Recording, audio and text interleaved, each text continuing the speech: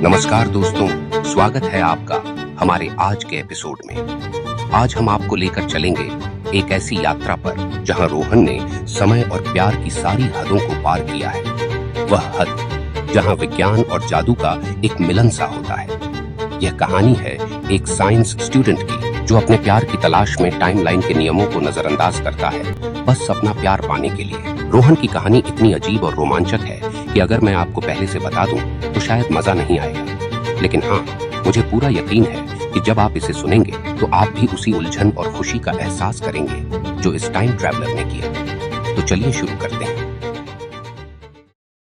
कुछ कहानियां अचानक शुरू नहीं होती, वे धीरे धीरे दिल की किसी पुरानी तह से निकलती हैं, जैसे रेडियो पर कोई भूला बिसरा गाना। रोहन की कहानी भी कुछ वैसी ही है। शाम के 4 बजे थे। दिल्ली की सर्द हवा में वो शाम कुछ अलग सी थी। गर्ल्स की एक टोली नीली शॉल ओढ़े हुए कैंपस में कॉफी के कप थामे घूम रही थी और कॉलेज के लॉन में गिटार की हल्की धुनें उड़ रही थीं। उन्हीं सब के बीच रोहन अपनी नोटबुक में कुछ स्केच बना रहा था। तारों की पोजीशंस, रेडिएशन ग्राफ और कुछ अजीब सा फॉर्मूला था उस ग्राफ में। रोहन वर्मा दिल्ली की एक नामी यूनिवर्सिटी में फिजिक्स का फाइनल ईयर स्टूडेंट था। रोहन की दुनिया अलग थी। न पार्टी, न इंस्टा, न फेसबुक और न ही कोई डेटिंग ऐप। उसकी सबसे पसंदीदा चीज थी साइंस लैब की खामोशी, और उसकी रातें बीतती थीं पुराने रिसर्च पेपर्स पढ़ते हुए। अपर मिडिल क्लास बैकग्राउंड था। पापा एक रिप्यूटेड आर्किटेक्ट थे, इसलिए पैसों की तंगी कभी नहीं हुई। लेकिन रोहन ने हमेशा अपनी पॉकेट मनी किसी ब्रांडेड स्नीकर्स पर नहीं, बल्कि lab kits, lasers, custom sensors और अलग अलग एक्सपेरिमेंट्स पर खर्च किया करता था। उस शाम वह कैंटीन में बैठे अपना स्केच बना रहा था। तभी अचानक उसकी नजरें ठीक उसके सामने बैठी एक युवती पर जा टिकती है। रिद्धिमा सेन, वही रिद्धिमा जिससे वो स्कूल टाइम से चाहता था पर कभी कह नहीं पाया। अब सालों बाद किस्मत ने दोनों को फिर से एक ही यूनिवर्सिटी में ला दिया था। वो आज भी वैसी ही थी, सिंपल, शांत और जरा सी अलग, जैसे उसके चेहरे पर हर पल कोई कहानी छुपी हो। रोहन को आज भी याद है कैसे स्कूल के फेयरवेल वाले दिन वो कुछ कहना चाहता था, लेकिन उसने सिर्फ एक पुरानी किताब गिफ्ट की और मुस्कुराकर चला गया। अब जबकि दोनों फिर से आमने सामने थे, वो मौका दोबारा मिलने जैसा लग रहा था। वह रिद्धिमा से इसलिए कुछ कह नहीं सका क्योंकि रिद्धिमा दूसरों से काफी अलग है। उसके चारों तरफ एक दीवार थी, एक इमोशनल दीवार जिसे उसने खुद बनाया था, और इसकी वजह थी उसकी माँ की अधूरी प्रेम कहानी। रिद्धिमा को प्यार शब्द से ही नफरत थी। इसका कारण था कि उसकी माँ ने कभी किसी से सच्चा प्यार किया था, लेकिन उस इंसान ने कभी भी रिद्धिमा की माँ के प्यार को नहीं समझा। आखिर में रिद्धिमा की माँ ने हार कर किसी और से शादी कर ली, लेकिन किसी हादसे में उसके पति यानी रिद्धिमा के पिता की मौत हो गई, और इस मौत का कारण वही व्यक्ति था जिससे रिद्धिमा की माँ ने प्यार किया था। उसकी माँ आज भी उस इंसान की तस्वीर छुपा कर रखती है। रोहन को ये सब धीरे धीरे पता चला। वह रिद्धिमा की माँ से कभी मिला तो नहीं, लेकिन मन में उस महिला के प्रति एक सहानुभूति जरूर रखता था।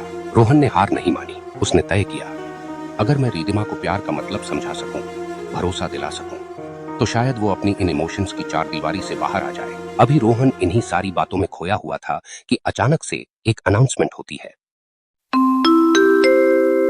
Dear students, Physics Department is selecting students for a special night experiment during the upcoming lunar eclipse.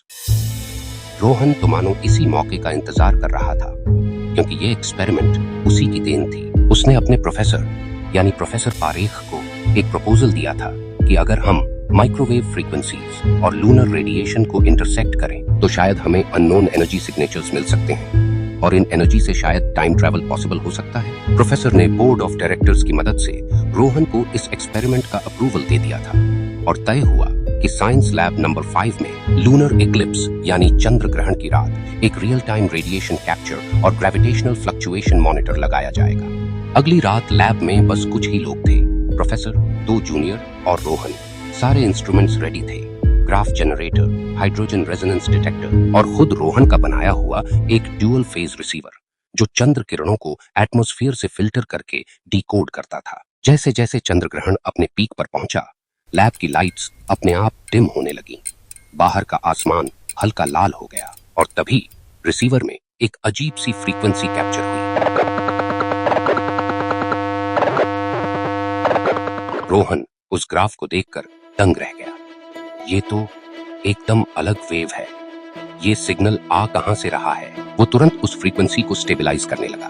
तभी रिसीवर की स्क्रीन पर कुछ सिंबल्स चमके, जैसे कोई प्राचीन तरंगे। उन सिंबल्स देखते ही रोहन के दिल की धड़कनें तेज हो गईं। उन सिंबल्स से मिलते जुलते चिन्ह उसने एक बार अपने घर के पास मौजूद प्राचीन मंदिर की पुरानी दीवारों पर देखे थे। अचानक जनरेटर से निकलती एक नीली आर्क सीधे रिसीवर से टकराई। लैब में जोर का एक्सप्लोजन जैसा साउंड हुआ, लेकिन कोई आग नहीं लगी, न ही कोई डैमेज हुआ। बस सब कुछ रुक गया। घड़ी की सुइयां बंद, कंप्यूटर स्क्रीन रुके हुए, मानो पूरा संसार रुक सा गया हो। और रोहन गायब।